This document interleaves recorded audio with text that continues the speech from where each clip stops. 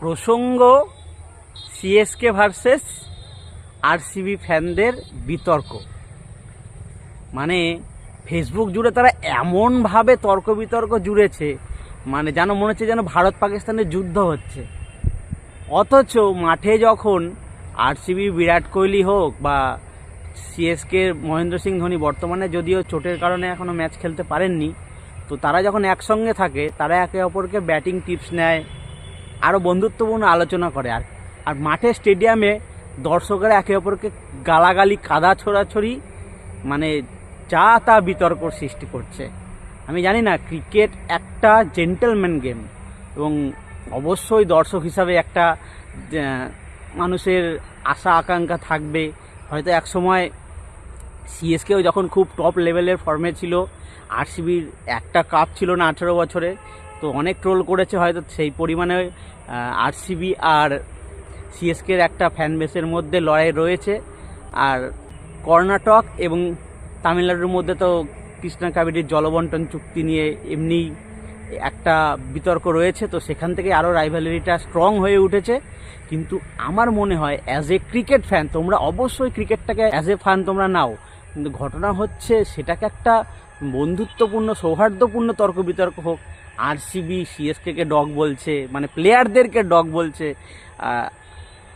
সিএসকেও কোনো কারণে হয়তো কোনো সময়ে কোনোভাবে বাজেভাবে মন্তব্য করেছে, তো সেই কারণে হয়তো একে অপরের প্রতি বিতর্ক তুমুল তুঙ্গে রয়েছে।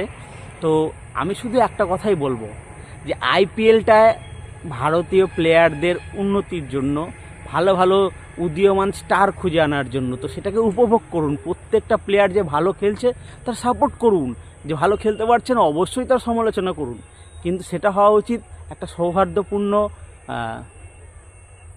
ভাষার সৌন্দর্য দিয়ে।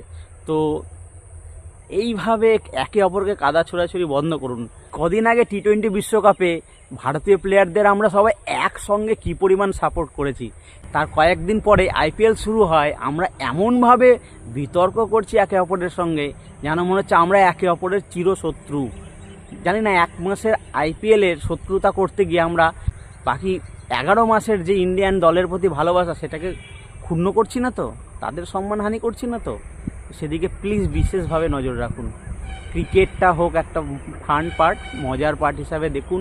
অবশ্যই আপনার প্রিয় দলকে সাপোর্ট করুন, সে হোক আরসিবি, সিএসকে, মুম্বাই ইন্ডিয়ান্স বা রাজস্থান রয়্যালস। প্রত্যেকটা দলেই আমাদের কিন্তু, বা কেকেআর, প্রত্যেকটা দলেই কিন্তু আমাদের পছন্দের প্লেয়ার রয়েছেই কেউ না কেউ।